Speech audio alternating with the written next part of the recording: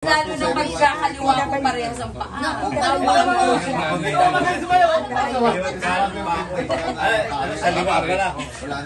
Ikaw talaga kagawad. Mapapahewin natin. Baka magpagalitan tayo. Yun pala yun. Baka kayo po manalo niyan. Kasi hindi kayo may ano yan, joker o yan. Ako pasensya na kay joker din po ako ha. Yung mga biruan namin ganyan, pag binibiro niya, wala sa kanya. Kasi yung unang bulusok. Sige mamaya, sayaw po kayo. Lalo lumaki, project. Mga live view, dressmaking. Tingnan mo ganda magpatawa. Alam niyo naman sa buhay natin ngayon, kailangan maging masaya lang tayo. Kahit naman marami tayong pinagdaraan. Alam niyo ma'am, yung mga ganyang gusto-gusto lang yung garap, yung hindi siya magsalita. Eh, iba kasi plastic na. Iba kasi ano. Kasi nga po, hindi ako alien. Iba kasi niloloko lang kami. Ako po ay taga Maynila. Pinanganak at lumaki ng San Andres, Bukid, Maynila mula sa Ninuno, 1940s pa hanggang ngayon sa henerasyon ko.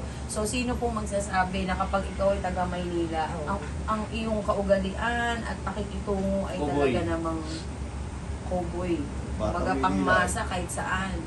Alam mo ma'am, hindi naman naging ano nyo, senior citizen. Kami 15. Kasi ang nakuha nyo po ang senior citizen kasama na pamilya ro. Sino to isa kayo bumayo pa kayo kasama na? Saka pag-uunan nyo rin yung mga barangay Si tao. Espinosa ang Kasi dalawang po yan eh, kagawad, si chairman, isa lang. Yun ang sinasabi. Hindi, sa Sunay yun. Ano pangalan niya? Si Rosa. Parang hindi raw sila natapansin. Sa Sunay yun.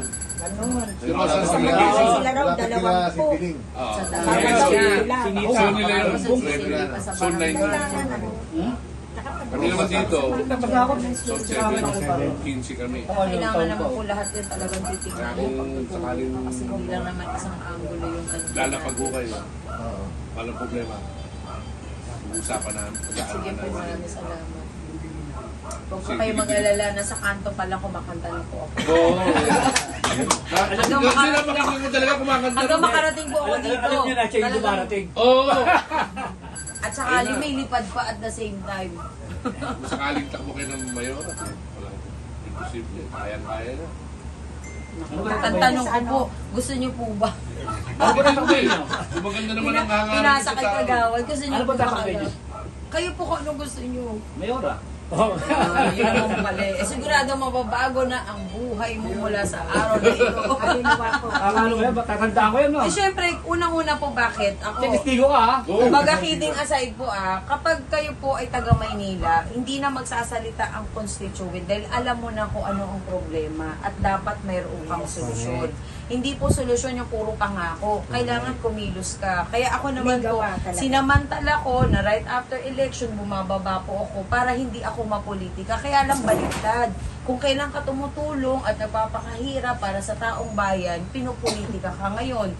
Kung ano man po yung sinasabi nila, wala po akong pakialam doon. Dahil ang mahalaga po sa akin yung masa, yung tao. Dahil tayo po ang naaapektuhan kung hindi tayo tinutulungan ng mga politiko na tinatawag natin. Hindi nyo na-meet yung mga senior kanina. Ang dami. Tsaka laki po ng pondo katotohanan ng syudad eh. Ng Manila eh. Tama Ilang po yan. bilyon ang 34 billion a year. So sa 34 billion a year, saan po ba mapupunta yan? Hindi na, wag na natin isipin na meron tayong tinatanong o kino-question. Pero tayo bilang isang taga Maynila at Pilipino, may budget po ang gobyerno. Bakit wala po tayong maramdaman? Kasi po, ang nakaupo, hindi nakatungtong sa lupa ang mga paa. Hindi natin maabot. Hindi nila maramdaman kung anong nararamdaman ng isang taong nagugutom at walang maibigay sa pamilya. Hindi nila nararamdaman yun. Sige, nagta-tricycle pa ako. Mahirap. Mahirap po talaga. Mahirap sa mga tricycle driver. Puro huli yung nakahabot. Ngayon po, kapag may isang tao na gusto mong tumulong, bumababa, lumalapit. Ako po sa totoo lang, gusto ko lang makatulong. Bakit po? Kasi pangalawang buhay na natin po dahil ng pandemya, sino ba mag-akala makasurvive pa lang. So ibig sabihin po, yung ibinigay sa ating pagkakataon, kailangan ilaan talaga natin para din naman sa iba sa pamilya natin. Kasi kung ako lang po, hindi ko gugustuhin na ma-stress pa ako. Kasi 46 na rin po ako eh. Kaya lang, hindi ko na po iniisip yung mapapagod akong stress kung hindi yung dapat natin matulungan. Kasi pagdating ng ako po ay nagkaedad, at nakita ko na walang pinuntahan at mga anak ko rin ang apektado, masasabi mo, parang kang magsisisi, bakit hindi pa tayo gumalaw? So sinasamantala ko na hanggat kaya ko, may kapasidad ako, meron akong pondo na pwedeng mahagi sa iba, ba't ako magdadalawang isip? E samantalang ang hangad ko rin, yung mga anak ko, masecure din yung future nila. At mangyayari lamang po yan, pag lahat po tayo ay uunlad. Kasi kung yung anak ko lang isi-secured ko, lalabas siya ng tahanan, marami nagugutom, maapektuhan pa rin eh. Yung economy natin bagsak. So hindi natin pwedeng sabihin na ako lang ang secured. Kailangan po tayo magtulungan. Ngayon, masasabi nyo lang po yan. Pag kayo bumaba sa tao, yakapin nyo yung programa, yakapin mo lahat ng tao, hindi ka mamimili. That's the only time masasabi ko ng isang mayora na siya ay dapat talaga mag-input o kailangan mag-input. Eh ako po, nung bumaba ako, almost 3 years na po araw-araw. Talagang ang boses ko hindi na bumalik sa dati. Pero bakit ko po ito ginagawa? Number 1, kailangan mahalin po natin ang ating mga magulang. Nakasulat sa Biblia na honor your father and your mother. So ako po bilang isang anak at yung mga senior citizen natin na magulang na nagpalaki sa atin, nagpaaral, nagpakahirap, kumakain sa araw-araw, umutang. Lahat binibenta ng sasanda, makakain na. Yun ba naman ipagkakait mo pa na mabigyan mo sila ng tamang programa? Eh para saan ho ba? Ba't pa tayo nag-aral? Ba't pa tayo nagsisikap? Kung yung sarili po natin, mga magulang, hindi natin matulungan.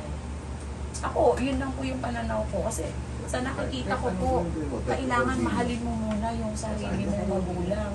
Pag lumabas ka sa tahanan mo at minahal mo ang lahat ng tao, dun mo masasabi totoong tao ka talaga. Kaya ako po, hindi ako namimili ng Meron po ba kayo mga yung... Marami po akong programa. Kasi gusto rin namin kayo tulungan dahil totoo lang. Meron ba kayong mga page para ma-share namin sa mga kaibigan? Meron po akong Marat Amundong supporters sa Facebook at saka Instagram. Ito po yung mga vloggers po na tumutulong po na maipromote ang Cola registration, maipakalat din po yung kagandahan na ginagawa natin para yung pakiramdam mo na, ay, meron palang kumikilos, may gumagawa. Kahit paano, ikaw ma-inspire ka din po, di po ba, na hindi pala tayo dapat mawalan ng pag-asa. Kasi meron palang Sa Facebook tayo, nagaganito. Eh, ako po, sa totoo lang, mula nung ako Kamundong ng Pangasinan kayo? ang mga Tamundong Pangasinan po, Ordaneta. Mga kamag-anak kami Tamundong. Meron po. So, ako, ito naman po pagpapa ko ng online registration, talagang at my own expense, talagang nilapitan lang po ako ng NCSE, National Commission, dahil nga wala po pondo ang ahensya, dahil bago nga po. So, hindi nila alam paano po nila maibaba sa mga barangay. So, nung nakitaan po siguro nila ako ng kagandahan ng loob, may lapit din na sa akin, hindi po ako nagdalawang isip. Kasi alam niyo po kung politiko kayo, at ang utak mo pang politiko, marahil hindi nila magagawa to, yung bababa ka araw-araw. Pinapawisan po ako, nakakasakit na ako, napapagod yung boses ko, sakripisyo ko yung oras, mga anak ko hindi ko na nakikita. Alis sa ngayon po, ano yung talagang posisyon yung Actually, yung politika po, hindi ko pa siya iniisip sa ngayon. Kasi sabi ko nga po, pag pinasok mo kasi ang politika sa pagtulong, mawawalan ka ng concentration. Kasi ang gugustuhin mo, paano mo ba makatumba yung kalaban mo para di siya manalo. Kaya ako po, ayokong alisin ang aking kaisipan sa pagtulong na hindi ko ihalo ang politika. Kasi po, masisira din yung hangarin ko. Well, magtiiba pa rin yung pananaw mo. Habang tinitira ka, di nagagalit ka. Pero kung hindi mo po papansinin yun, dahil hindi pa nasa isip mo yun, ang pagtulong lang, ang tao po mabibigyan mo ng attention. Mararamdaman mo. Ako tuwing